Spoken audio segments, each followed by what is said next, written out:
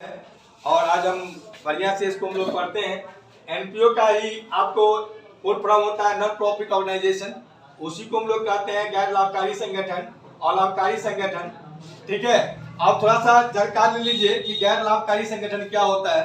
तो गैर लाभकारी संगठन आपका जिस संगठन का उद्देश्य लाभ कमाना नहीं होता है उसी संगठन को हम लोग क्या कहते हैं, गैर लाभकारी संगठन कहते हैं। अरे उसी को हम लोग क्या कहते हैं, अलाभकारी संगठन भी कहते हैं। दूसरा नाम क्या होता है, ये अलाभकारी संगठन है, उसी को हम लोग क्या कहते हैं, अलाभकारी संगठन भी कहते हैं। चलिए तो आप इसमें देख रहे हैं, आपको यहाँ अलाभकारी संगठन भी लिखा हुआ है और लाभकारी संगठन भी लिखा हुआ है। तो आप इसमें क्वेश्चन कर सकते हैं कि सर जो अलाभकारी संगठन का उद्देश्य लाभ कमाना नहीं होता है, धन कमाना नहीं होता है, पैसा कमाना नहीं होता है, तो इसका काम क्या होता है? क्वेश्चन तो उठ सकता है भाई, क्या कि भाई फिर इसका काम क्या होता है? उसका काम क्या होता है? तो उसका काम होता है क्या चीज, जो अलाभकारी संगठन का या गैर लाभकारी संगठन का, ये अपना जो सदस्य है उस सदस्यों के बीच जो समाज है, समाजों के बीच विशुद्ध भावना से, किसे विशुद्ध भावना से सेवा प्रदान करना होता है। क्या होता है ये विशुद्ध भावना से? क्या होता है इसका? सेवा प्रदान करना होता है। किसका काम होता है? अलाभकारी संगठन। किसका काम होता है? अलाभकारी संगठन का, जिसको हम लोग कहते हैं गैर लाभकारी संगठन कहते हैं। क्योंकि इस संगठन में आप जब भी कभी जाएंगे तो आपको फ्री ऑफ कॉस्ट में आपको जो सामान रहेगा वो आपको क्या करेगा, वो दे देगा। क्यों? उसका इच्छा ही है, उसका मनसा ही है, उसको मानसिकता ही है कि उसको सेवा प्रदान करना है। ठीक, लेकिन लाभकारी संगठन में जब ये आप जाते हैं, क्योंकि उसका उद्देश्य क्या है, लाभ कमाना। उसका उद्देश्य क्या है, धन कमाना। उसका उद्देश्य क्या है, पैसा कमाना। तो जिसका उद्देश्य, जिस संगठन का उद्देश्य पैसा कमाना होता है, उसी को कहते हैं, हम क्या कहते हैं, लाभकारी संगठन। हम आपको एग्जांपल भी दिए थे क्या, कि अगर चीनी अगर आपको खाना है, क्या बुझे हाथों को, अगर लाभकारी संगठन में किसी दुकान में अगर चले जाते हैं तो बिना पैसा का आपको नहीं दे सकता है। दे सकता है?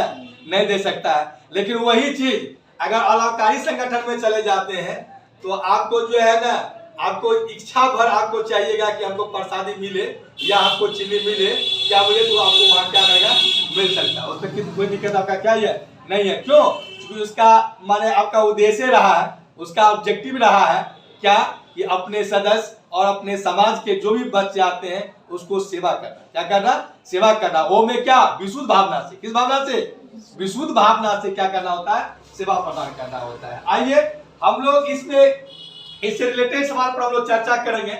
इसमें आपका जो सवाल नंबर क्वेश्चन नंबर 1 है, उसमें कहता है कि ओपन बैलेंस शीट बनाने के लिए, क्या बनाने के लिए, ओपन बैलेंस शीट बनाने के लिए, जिसमें आपको ओपन बैलेंस शीट कैसे हम लोग बनाते हैं उस पर थोड़ा सा हम लोग चर्चा करते हैं, और सवाल को कैसे बनाते हैं उसको थोड़ा सा भी ध्यान देखना है। सबसे पहले क्या करना है, हम लोग परफॉर्मा बनाएंगे बैलेंस शीट का। जैसे हम लोग बैलेंस शीट का परफॉर्मा बनाते थे वैसे ही हम लोग बैलेंस शीट का क्या बनाते हैं, परफॉर्मा बनाते हैं। तो बैलेंस शीट या परफॉर्मा सबसे पहले किसका आता है, हमारे लायबिलिटी का। क्या आता है? लायबिलिटीज का, जिसको हम लोग दायर करते हैं। उसके बाद कॉलम किसका बनता है, आरएस का। उसके बाद कॉलम किसका बनता है, एसेट्स का। उसके बनता है क्या, आरएस का। ठीक, सबसे पहले ये भी बात आपको ध्यान रखना पड़ेगा कि जब ये हम बैलेंस शीट अगर बनाते हैं तो उसमें डीआरसीआर नहीं होता है। डीआरसीआर इसमें नहीं होता है, न इसमें 2/2 भी नहीं होता है। ये हमेशा बातों को क्या करना है, ध्यान रखना है। आइए हम लोग चलते हैं। उससे पहले इस सवाल में आपका जो ऊपर में आपको हेडलाइन बनाना है, balance sheet of A club, माने एक क्लब, माने एक क्लब है उसके यहाँ आपको ओपन बैलेंस शीट क्या करना, शो करना है, आपको बनाना है। तो आइए, अब कोई क्लब होता है, उस क्लब का काम क्या होता है, क्लब का क्या काम होता है भाई, हमारा टूर्नामेंट करवाना। क्या क्रिकेट का जो टूर्नामेंट होता है वो करवाता है, क्या हुआ को, ये जो करवाता है तो उसके पास में कुछ न कुछ क्या होता है, फंड होता है। हम बताए थे कि लायबिलिटी के अंतर्गत कौन से आइटम को लिखेंगे, लायबिलिटी के अंतर्गत वैसे आइटम को लिखेंगे जिसमें आपका फंड हो। क्या हो, फंड होता है। ठीक है, जिसको देना होता है, इसको चुकाना होता है। लेकिन ये एमपीओ है, ये आपका क्या है, एमपीओ है। तो एमपीओ में आपका जो इसका रिलेटेड है, आपका सवाल में दिया क्या, प्राइज फंड। सवाल में क्या दिया, इसका प्राइज फंड दिया है। तो प्राइज फंड कितना दिया है, 2 लाख रुपया। तो देखिए प्राइज फंड कितना लिख दिए है, 2 लाख रुपया। इसमें क्या कर दिया है, लिख दिए है, कितना लिखे है, 2 लाख रुपया लिख दिए है। और इसमें दिया हुआ है क्या, प्राइज फंड इन्वेस्टमेंट। क्या दिया हुआ है, प्राइज फंड क्या दिया, इसका इन्वेस्टमेंट दिया हुआ है। और प्राइज फंड इन्वेस्टमेंट हम बताए थे कि किसी भी नाम के अंत में, कोई फंड के अंत में अगर इन्वेस्टमेंट लगा दिया जाता है या कोई संपत्ति आपको क्या कर दिया जाता है, लगा दिया जाता है, तो क्या कहलाता है, एसेट्स। क्या कहलाता है, एसेट्स कहलाता है। तो देखिए प्राइज फंड इन्वेस्टमेंट है, हम एसेट्स में क्या कर दे, डाल दिए हैं। वो भी आपका कितना दिया है, 2 लाख। कितना दिया है, इसका 2 लाख रुपया दिया है। ठीक है, ये प्राइज फंड इन्वेस्टमेंट है। ये क्या है कि प्राइज फंड का जो पैसा है वो किसी संपत्ति में क्या किया, इन्वेस्ट कर दिया। इस संपत्ति में वो क्या कर दिया है, लगा दिया।